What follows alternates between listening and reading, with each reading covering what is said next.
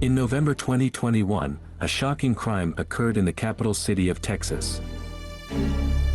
Diane Holick, an IBM executive, was found dead in her bedroom. The cause of death was strangulation, but there were no obvious signs of physical harm. Investigators were perplexed by the lack of evidence at the crime scene. As the investigation progressed, neighbors came forward with information about a man who pretended to be interested in buying their homes. 10 out of the 15 witnesses identified Tony Russo as the man who came to their homes. Repeat the following phrase. You have a beautiful house. You have a beautiful house. This revelation led the authorities to identify the perpetrator as Patrick Russo, a church minister. He was arrested, convicted of capital murder, and sentenced to life in prison for his heinous act. We, the jury, find the defendant, Patrick Anthony Russo, guilty of the offense of capital murder.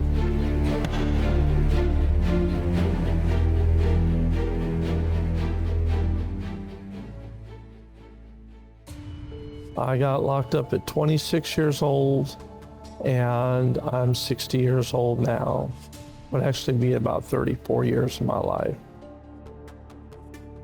My mother and father got a divorce, and my father felt like I was his only son, his only child out of 3 children at the time. And my mother was trying to get back at my father. So in the process of getting back at him, she would put me in foster homes. And in California, in order to get custody of your child, you got to file paperwork in the county that the child's in. So she kept moving me around from county to county, from foster home to foster home. She'd bring me home for a week or 2 or a month and then put me in another foster home to basically get back at my father, because I didn't understand what it was about them that she liked or loved, and what it was about me that she either hated or didn't like. And it was confusing to me, because I didn't, I just had no understanding of what was going on. And because of that, I grew more angry, more hurt, more resentful. I had a lot of anger towards my mother, because even when I was on foster home, on home visits from foster homes, my stepfather would beat me. I remember one time getting punched in the face and just getting knocked out. I might have been 9 years old. There were a couple of foster homes that I just got beat so bad sometimes just because I didn't do a chore right. Because I didn't feed the dog one time. I got literally beat with a hanger till I passed out. I had so many different house parents and counselors telling me how life is supposed to be, and some of them were pretty dysfunctional and distorted, and others were, kind, but still confusing. What started the whole foster home thing in the first place was my mother had abandoned us in this slums. When she left my father, she went to some slums, and we were hungry, and we hadn't eaten in 3 days. And so we went to the neighbor's house, and the neighbors called the police, and that's when they took us in custody. And eventually she got custody of my siblings about a year later, but she didn't want me back at the house. She wanted me to stay away so my father couldn't get custody of me. I had such anger and hate built up through those years that by the time I was an adult, I was just angry at the world. I was hurt. I didn't trust anybody. I believed that nobody had my best interest at heart, and I just became a violent person. I had a lot of anger outbursts some of them were pretty violent, and I dropped out at 17 years old when they emancipated me as an adult and basically put me on the streets. Then I ended up joining a street gang because I needed some kind of comfort to feel like I belonged, and they were like a family. And so I started getting involved in the street gang life, and drove me into doing drugs. I became a hardcore drug addict. I was doing everything: cocaine, pot, magic mushrooms, pain pills, drinking, anything you can think of just about except shooting up because I didn't like needles. Other than that, I probably would have been shooting up too. And I stayed high all the time. I couldn't find drugs or I didn't have the amount of money I needed for drugs. I'd go to the store and buy NyQuil, just drink down a bottle of NyQuil just so I wouldn't have to deal with the hurt and the pain. That turning point was when the realization that my boys could very well end up like I ended up, with a lot of hurt and anger, not just towards their mother, but maybe towards me. And that was all the family I really had. And I just felt like I needed something different in my life. I needed some peace in my life. I needed the hurt and the anger to be gone. And the only way that was going to leave was going to be a miracle from God, because it was so deeply seated in me that no amount of teaching, no amount of preaching, no programs could have ever removed that. Only God could have reached down deep inside of me and removed that from me.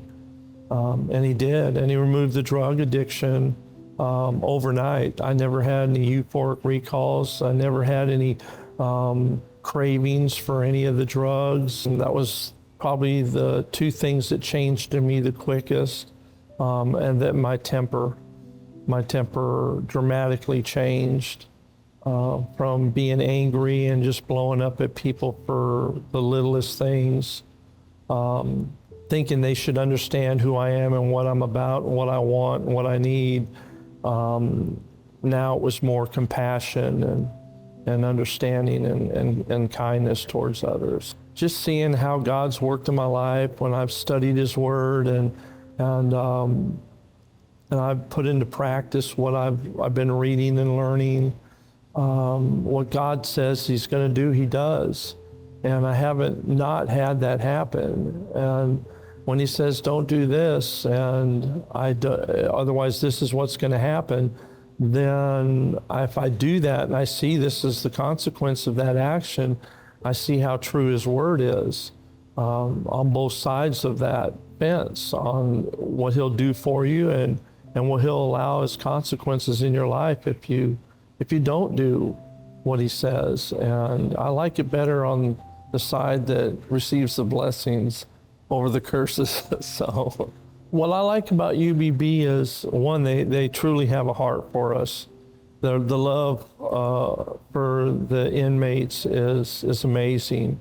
Their commitment, their faithfulness is beyond anything I've seen in any ministry. In all the years I've been down, I've never seen a ministry that is so committed to making a difference in our lives for Christ. Not just making a difference, but a difference for Christ. I can learn life skills anywhere. I can learn how to deal with anger management. I can learn how to practice patience. There's some things you can learn how to do, but you can't have a relationship with God unless you learn how the Holy Spirit can move in your life. And that's where the difference is. Now, you're here for life. Yes. Why even bother with UBB? Yeah, you know what I mean? I've had people. With respect, I ask that. Sure, I've had people ask me that. And I can say that if I can make the difference in one person's life so they don't end up like me, I can't do that on my own. I need help with that. And I need help from learning from others, and I need help from the Holy Spirit. And because of that, then it's enabled me to have the tools to be able to try to make a difference, especially in the younger guys' lives that I run into. I've tried to make a difference in as many guys, youngsters' lives as I can that God leads me to. And I just couldn't do that without that help. My favorite lesson would probably be how the Holy Spirit works in our life. how sometimes when we may not feel the Holy Spirit present doesn't mean that he's not present. Definitely not going by my feelings. My feelings change from hour to hour, but God doesn't change from hour to hour, and his Holy Spirit doesn't stop working hour from hour and then start working again.